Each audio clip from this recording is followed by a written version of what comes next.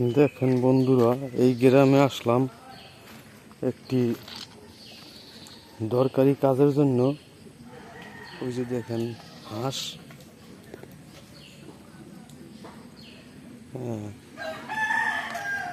একটি দরকারি কাজের জন্য আসলাম। তা দেখেন যে কি অবস্থা, পানি থই থই করতে আছে। বৃষ্টি আর বৃষ্টি,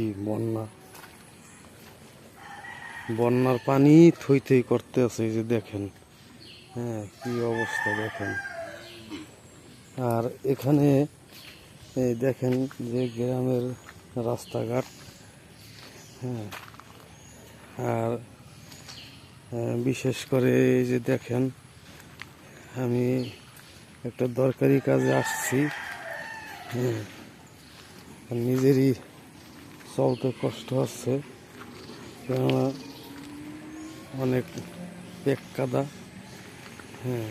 এই যে দেখেন পানি আর পানি, আর এমন অবস্থা গোয়াল ঘর। এখানে এই পানির ভিতরে কোনো গরু বাছুর এরা মানে কোথাও বিলে নামাইতে পারে না। তা দেখেন যে এখানে এই যে এগুলি খাওয়ায় গরুরে। আর এই যে দেখেন কি অবস্থা। এই যে দেখেন গরু কোথায় রাখছে, কি অবস্থা করছে গরুতে। এই দেখেন, দেখেন কিভাবে রাখছে এখানে। এই যে আমার দিকে চাইয়ে রয়েছে, দেখছেন অবস্থাটা। খুব করুণ অবস্থা। এই দেখেন গ্রামে খুব করুণ অবস্থা। শুধু পানি আর পানি। এখন এই শুধু খের খেয়ে বাঁচে। এই যে দেখেন গ্রামের অবস্থাটা, দেখছেন। তা আমি বন্ধুরা একটু এই গ্রামের দৃশ্যগুলো তুলে ধরলাম। ভিডিওটি ভালো লাগলে বন্ধুরা জানাবেন। এই যে দেখেন,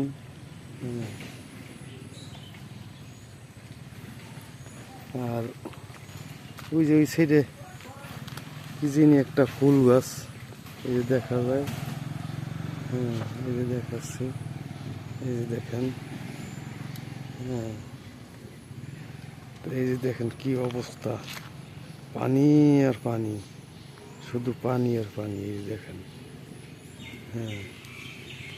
গ্রামের অবস্থাটা দেখেন, শুধু পানি আর পানি। তো বন্ধুরা সবাই ভালো থাকবেন।